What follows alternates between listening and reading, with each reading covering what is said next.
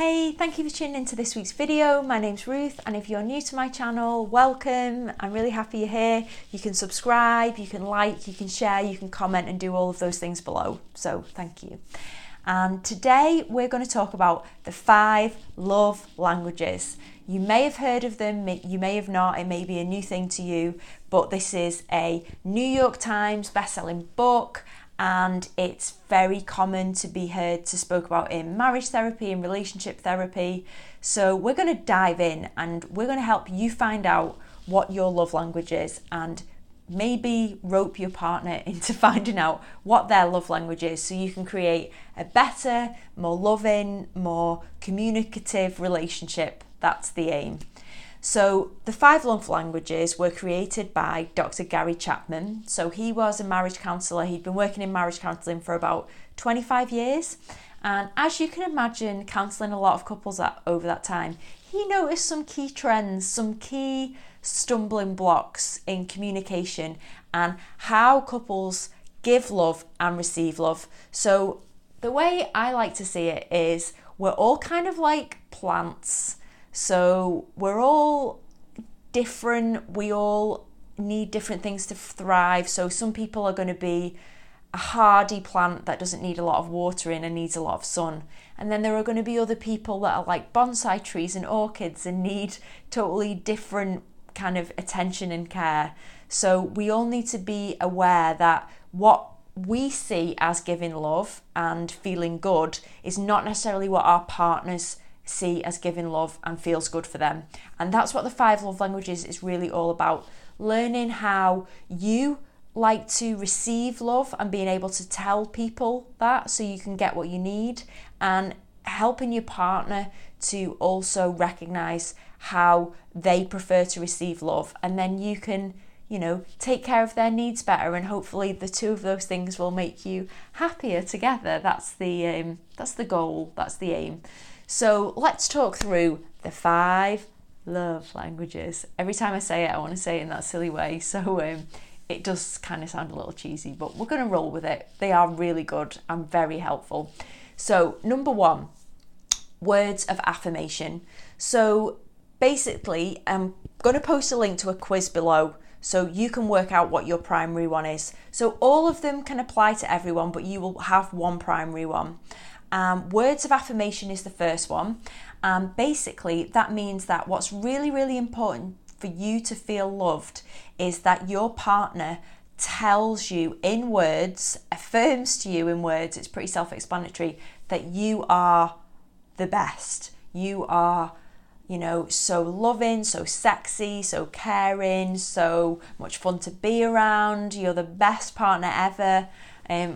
Not saying you can be those things all the time, but those kind of things, like really positive affirmations about how you look, how you behave in the relationship, what they really love about spending time with you. They need to tell you that for you to feel loved. So that can be a really important one. If, say for example, like I'm going to talk about my relationship here because this is how it works. So like I'm a physical person, I'm touchy-feely, I need to be touched, I need physical contact to know that I'm loved.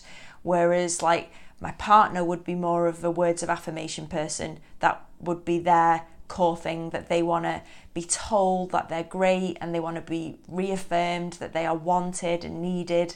So if I'm going in with the physical touch thinking that's the way you show love, then the other person's thinking, well, where are the words of affirmation? So, and vice versa, if his way is words of affirmation and not physical love, but I need the physical love, and we don't communicate that with one another, then we're going to like butt up against each other and we're not going to be getting what we need and we're not going to be feeling loved. So words of affirmation is number 1. So maybe you're already recognizing that that's an important one for you.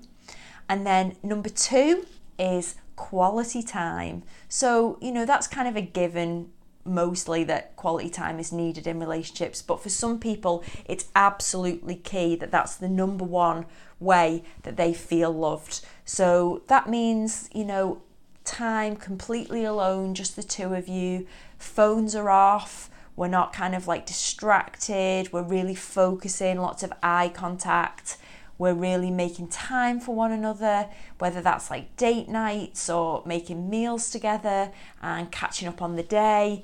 So having that quality time together is number 2.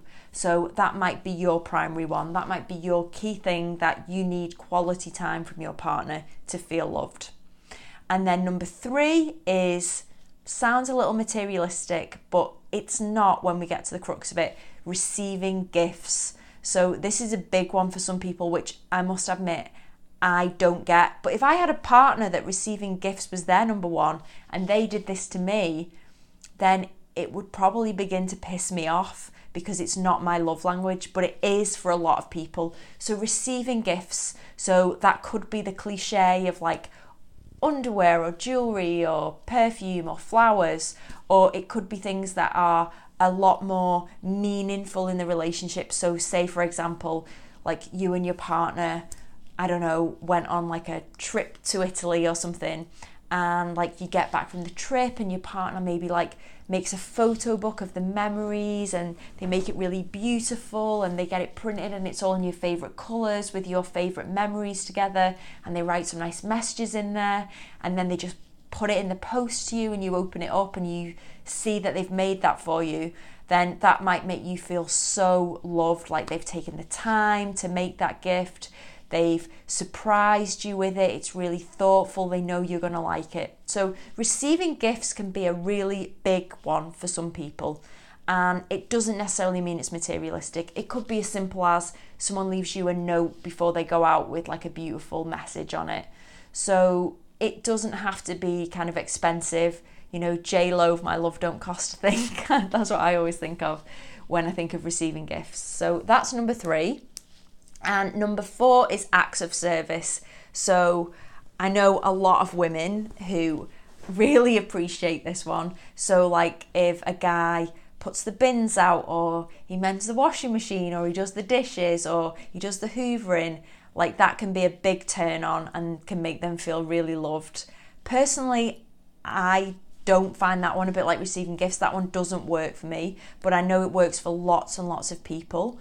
So that might be your number 1, that makes you feel really loved. If your partner takes the time to contribute and really help you out with practical things and do things as an act of service to make life easier for you. And I could imagine that one may become more pertinent if you've got kids. So that one may be more for people who've got a young family and really, really appreciate that help from their partner of taking some of the load off them. And then the last one, so yeah, we've done, let's just count, because I'm terrible at getting these counting things wrong on these videos. So number 1, words of affirmation. Number 2, quality time. Number 3, receiving gifts. Number 4, acts of service. Yes. Number 5, last one, physical touch. My favourite one. So physical touch is, you know, what it says on the tin really. So kind of like hugging and hand holding and like a touch on the arm or kissing, and then, you know, we don't need to go into all of the rest of physical touch, but like it's not just about those kind of like isolated times where, you know, it's full on physical touch like sex. It's all through the day. So from like the moment you wake up, it's like a hug, or you're making a cup of tea, it's a kiss, it's a touch of the arm, it's we're out somewhere and someone comes behind you and gives you a hug, or all of those kind of like little things that happen throughout the day. And it's that old saying that, you know, foreplay starts at breakfast. So the idea that if you want closeness in the relationship, for a lot of people, physical touch is really key and maybe the primary way that they want to receive love. So they're the 5 in a nutshell. And as I say, go online and do the quiz. So I'm going to post the link to the quiz below. It's free and it really helps you to find out more, delve deeper into these 5 love languages and find out which one is yours. So we all have elements of them. That's the way it tends to work. Like no one's going to be really like disappointed if someone puts the bin out and buys them a nice necklace or tells them that they're great. but we tend to have a primary one. So the quiz will help you to work out what your primary one is. And then maybe once you've done the quiz, if you want to like share the results that you got with your partner and say, oh, I watched this video on the 5 love languages, this is mine, what's yours? Kind of like make it a little bit fun, ask them to do it, or say to them, oh, let's go on the computer together and we'll both do it. So it's a really good way of communicating and connecting in a non-threatening way, because you're just doing a fun quiz together, but the results can really help you to understand where you may have been going wrong in the relationship. So for me, finding out physical touch was my primary, and that's how I often give love to other people. But not everyone wants to receive my love like that. Like, not everyone wants that. So it's very important for me to be like, especially in that primary relationship, you know, how do you receive love? So I'm not necessarily always the best at kind of putting things into words, which seems daft because I do these videos and I'm a writer, but it's good for me to know that that's the primary way that my partner likes to receive love. So I have learned a lot from that. So I'm not saying that I don't offer physical touch anymore, but physical touch is just one of many things that are part of the mix. And I think the 5 love languages is really good because it's really succinct. It kind of puts things into a really nice framework for you to work from, and it can really help open up more communication in the relationship, because once you know how each other primarily likes to receive love, then that allows you to kind of like soften things where they might have hardened up a bit. And it also helps you to be able to kind of just like get curious and playful about these sorts of things. So, you know, the love languages may sound cheesy to you, and it sounds cheesy to me. And when you go on the website, you might be like, this is a little bit cheesy. However, like the value in it is really, really good. And it just allows you to start to like be more playful and be more curious about things and start to talk about these things in your relationship, which is really, really important, because I think so many issues in relationships happen because we don't communicate, we don't say what we want. Like, you know, that old cliche that we expect our partners to read our minds.